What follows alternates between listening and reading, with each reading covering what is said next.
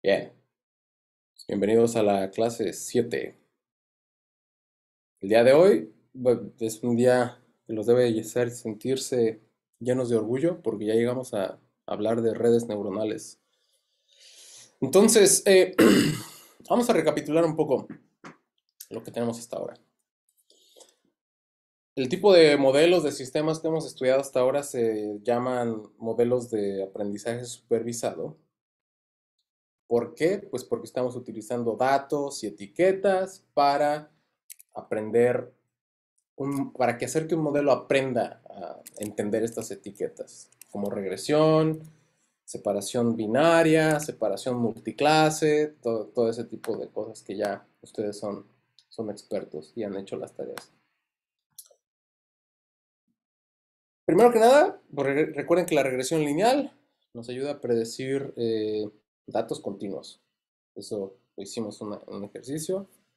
Después también vimos cómo la regresión logística y softmax te ayudan a clasificar puntos de datos en distintas categorías, que si era violín, que si era tuba, que si es la A, que si es la E, que si es la I, que si es la O, que si es la U, todas esas vocales.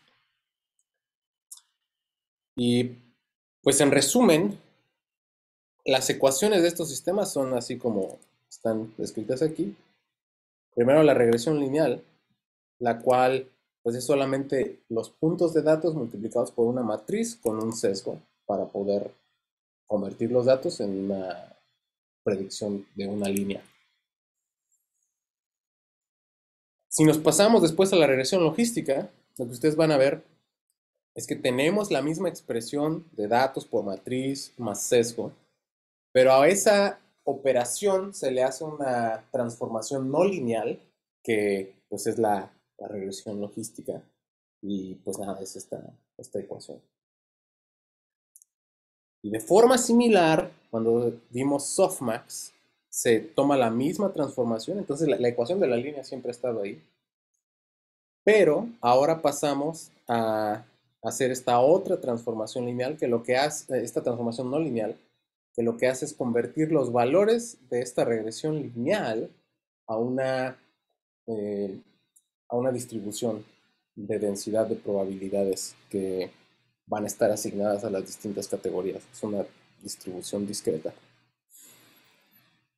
Entonces, si ustedes notan y si han escuchado lo que digo, pues estamos utilizando W y B para transformar los datos X. Y la parte mágica es que W y B no sabemos lo que son, sino lo que pasa es que lo vamos a aprender usando los datos. Somos flojitos. No queremos nosotros diseñar esta W y este B. Queremos que se aprendan automáticamente, entre comillas, de los datos. Y bueno, eso nos da Y. Esto que estamos viendo aquí es limitado porque si ustedes se ponen creativos, no hay razón por la que solamente hay una transformación. Y ese es el punto de las redes neuronales. El punto de las redes neuronales es que esta transformación, al resultado de esta transformación se le aplica otra transformación, se le aplica otra transformación, se le aplica otra transformación, hasta que llegamos a la expresión de lo que es una red neuronal. El ejemplo más simple es una red neuronal con una capa oculta. Y lo que sucede es que en lugar de calcular Y sombrero directamente con los datos, como lo veníamos haciendo acá, se puede calcular con los datos una capa oculta o un estado oculto, así se le dice en las redes neuronales. Entonces, ¿qué es lo que haces? Bueno, haces tu operación lineal y lo pasas por una función. Ahorita vamos a hablar de cuáles son estas funciones. Pero esto no lo denominas la salida del modelo, sino que dices, esto nada más es como un estado oculto, es un estado intermedio. Y eh, esta función f normalmente es una función no lineal, es una función que transforma los datos, es una función que básicamente permite, ¿se acuerdan cómo hicieron en una tarea esta visualización de la regresión logística?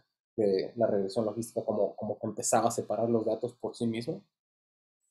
Estas funciones puede ser una regresión, puede ser una sigmoide, no una regresión logística, puede ser una sigmoide.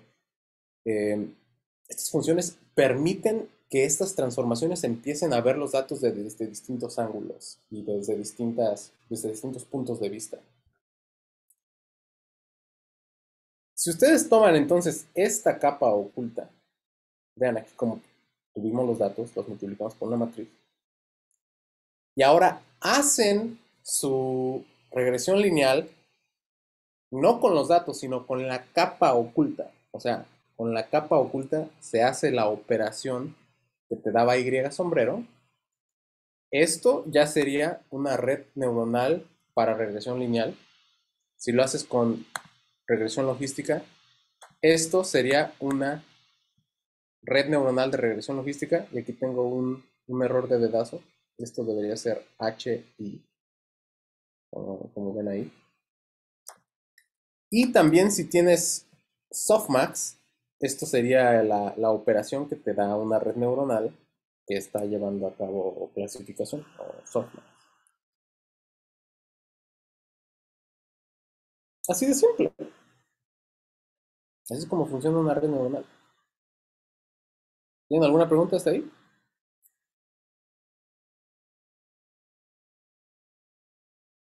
Deberían tener una pregunta, porque hay un detalle que no les he dicho.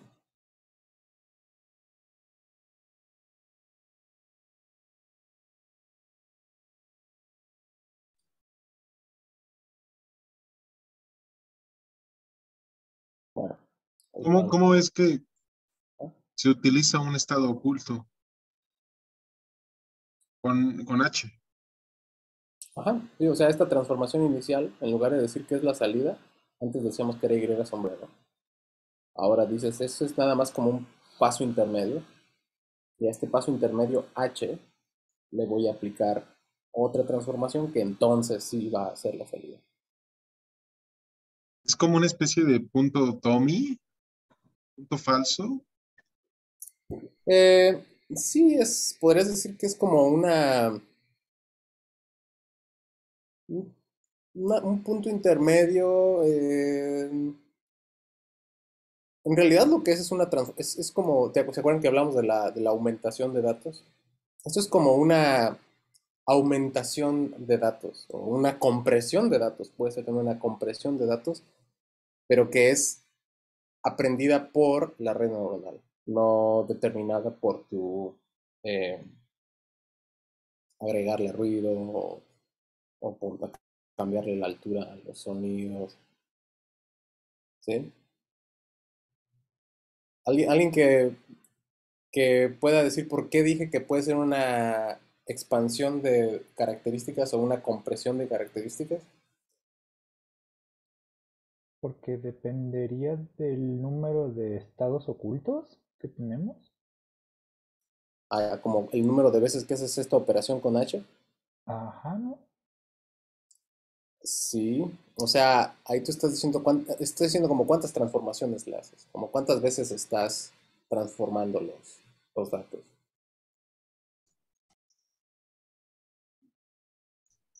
Porque ahí cada punto de datos se representa en más de un plano, ¿no? O sea, cada punto de datos ya tiene una representación de características en más de una transformación. Mm, ajá, eso que está diciendo es muy, muy correcto y no sé si puedan ver aquí, vean antes como decía que esta transformación, acá, decía que te llevaba básicamente a uno por uno, o uno por uno, uno por cero, en el caso del softmax. Pero aquí estoy diciendo que te lleva a uno por h, ¿no? Entonces, ustedes saben lo que es C. Una pregunta, ¿el H ahí está indicando el número de capas ocultas que tenemos o Es qué? el, es, El número de neuronas, ¿no? es el número de neuronas en esta capa En oculta. esa capa. Ajá. Ok, en esta capa. Ok. O sea, Sí, sí, cada sí. capa oculta, cada capa puede tener un número determinado de neuronas. Exactamente. ¿Y se acuerdan cómo estábamos eh, o sea, ustedes en la tarea tenían un número de muestras, y esto lo van a tener que hacer en la tarea otra vez, de hecho. Ahora, en lugar de tener ese número de muestras y aplicarle softmax a ese número de muestras, ustedes pueden utilizar una capa oculta para comprimir el número de muestras con este valor h. Si no me acuerdo, era como 3334 en la tarea, el número de muestras. Entonces puedes usar este valor h para, en lugar de tener 3334, pasarte a 64. O sea, haces una compresión bien, Sí. bien agresiva, y al hacer esa compresión es mucho más fácil pasar de 64 a las 6 vocales que de 3334 directo a las 6 vocales.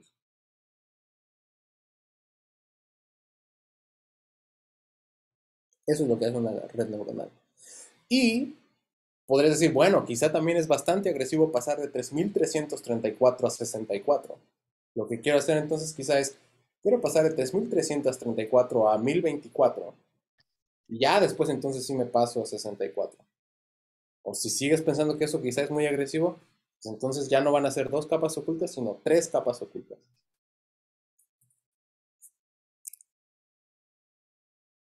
¿Sí? A ver. Siento que quizá tienen preguntas. Les veo cara como de preguntas. Bueno, José no se José tiene cara que se está durmiendo, pero se entiende porque ¿qué es? ¿La 1 de la mañana allá donde estás o algo así? No, todavía está temprano, van a ser las 12. Ah, ya. Bien. Bueno, una gran pregunta que hay es, ¿qué es esta F? ¿Qué es? Esta F puede ser muchas funciones. De hecho, hay gente que se dedica a investigar cuál función o inventarse funciones o diseñar y hacer ingeniería de estas funciones. La más común es una función que se llama ReLU. Lo que hace ReLU es que todos valores que entran a esta función que son negativos, ReLU los convierte en cero. Entonces, valores negativos desaparecen y los valores positivos se quedan iguales. Entonces, la función de ReLU se ve así. Se ve como, si eres negativo, te conviertes en cero, y si eres positivo, te quedas igual. Se llama un rectificador. Es un rectificador centrado en cero. Otras no linearidades que pueden usar son la sigmoide, que ya la hemos hablado, que te convierte todo de 0 a 1. Y también la tangente hiperbólica, que pues te va de -1 a 1.